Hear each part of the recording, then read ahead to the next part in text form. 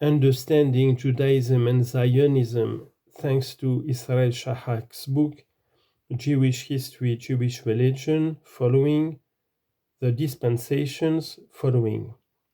6. Sabbath Goy. Perhaps the most developed dispensations concern the Goy, Gentile of Sabbath. As mentioned above, the range of tasks banned on the Sabbath has widened continually. But the range of tasks that must be carried out or supervised to satisfy needs or to increase comfort also keeps widening. This is particularly true in modern times, but the effect of technological change began to be felt long ago. The ban against grinding on the Sabbath was a relatively light matter for a Jewish peasant or artisan, say in 2nd century Palestine, who used a hand mill for domestic purposes. It was quite a different matter for a tenant of a watermill or windmill, one of the most common Jewish occupations in Eastern Europe. But even such a simple human problem as the wish to have a hot cup of tea on a Saturday afternoon becomes much greater with the tempting samovar used regularly on weekdays standing in the room. There are just 2 examples out of a very large number of so-called problems of Sabbath observance. And one can state with certainty that for a community composed exclusively of Orthodox Jews, they were quite insoluble, at least during the last 8 of 10 centuries, without the help of non-Jews. This is even more true today in the Jewish state, because many public services, such as water, gas, and electricity, fall in this category. Classical Judaism could not exist even for a whole week without using some non-Jews. But without special dispensations, there is a great obstacle in employing non-Jews to do these Saturday jobs. For Talmudic regulations forbid Jews to ask a Gentile to do on the Sabbath any work which they themselves are banned from doing. Note. For example, the Talmud forbids a Jew to enjoy the light of a candle lit by a Gentile on the Sabbath, unless the latter had lit it from his own use before the Jew entered the room. End of note. I shall describe 2 of the many types of dispensation used for such purposes. First, there is the method of hinting, which depends on the casuistic logic, according to which a sinful demand becomes blameless if it is phrased slyly. As a rule, the hint must be obscure, but in cases of extreme need, a clear hint is allowed. For example, in a recent booklet on religious observance for the use of Israeli soldiers, the latter are taught how to talk to Arab workers employed by the army as Sabbath Goyim. In urgent cases, such as when it is very cold and a fire must be lit, or when light is needed for a religious service, a pious Jewish soldier may use a clear hint and tell the Arab, "It is cold or dark here." But normally an obscure hint must suffice. For example, "It would be more pleasant if it were warmer here." Note. One of my uncles in pre-1939 Warsaw used the subtle method. He employed a non-Jewish maid called Maricia, and it was his custom, upon waking from his Saturday siesta, to say, first quietly, "How nice it would be if," and then, raising his voice to a shout, "Maricia would bring us a cup of tea."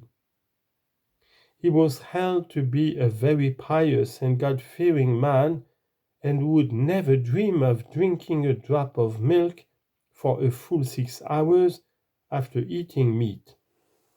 In his kitchen he had 2 sinks, one for washing up dishes used for eating meat, the other for milk dishes. End of note. This method of hinting is particularly repulsive and degrading inasmuch as it is normally used on non-Jews who, due to their poverty or subordinate social position, are wholly in the power of their Jewish employer.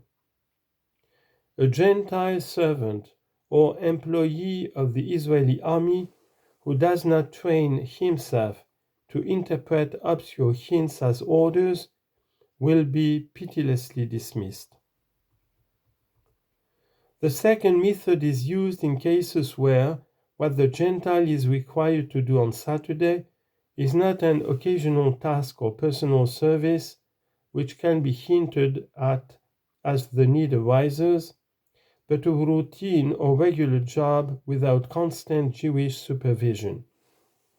According to this method, called implicit inclusion, havla'a, of the Sabbath among weekdays, the Gentile is hired for the whole week or year, without the Sabbath being so much as mentioned in the contract. But in reality, work is only performed on the Sabbath. This method was used in the past in hiring a Gentile to put out the candles in the synagogue after the Sabbath Eve prayer, rather than wastefully allowing them to burn out. Modern Israeli examples are regulating the water supply or watching over water reservoirs on Saturdays. Note: occasionally, regrettable mistakes occur because some of these jobs are quite cushy, allowing the employee 6 days off each week. The town of Bnei Brak, near Tel Aviv, inhabited almost exclusively by Orthodox Jews, was shaken in the 1960s by a horrible scandal. Upon the death of the Sabbath Goy, they had employed for over 20 years to watch over their water supplies on Saturdays. It was discovered that he was not really a Christian but a Jew. So when his successor, a Druze, was hired, the town demanded and obtained from the government a document certifying that the new employee is a Gentile of pure Gentile descent. It is reliably rumored that the secret police was asked to research this matter. End of note.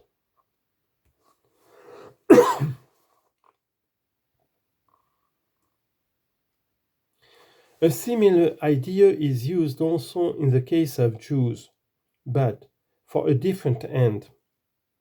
Jews are forbidden to receive any payment for work done on the Sabbath, even if the work itself is permitted. The chief example here concerns the sacred professions.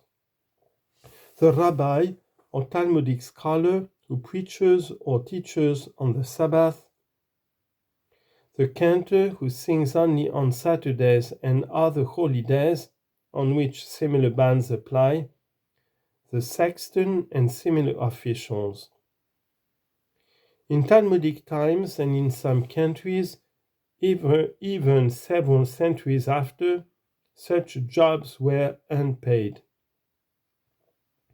But later, when these became salaried professions, the dispensation of implicit inclusion was used, and they were hired on a monthly or yearly basis.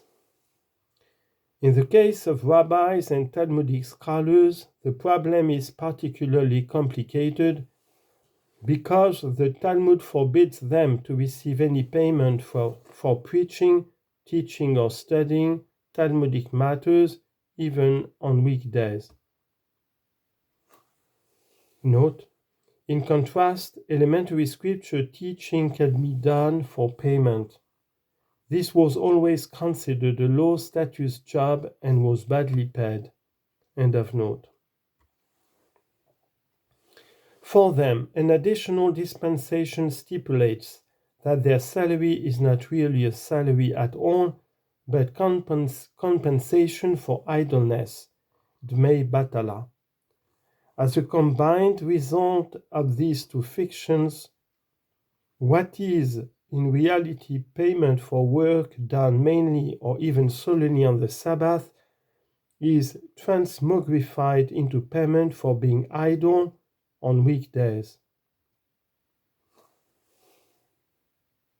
Note: another extremely important ritual is the blowing of a ram's horn on Rosh Hashanah, whose purpose is to confuse Satan. End of note.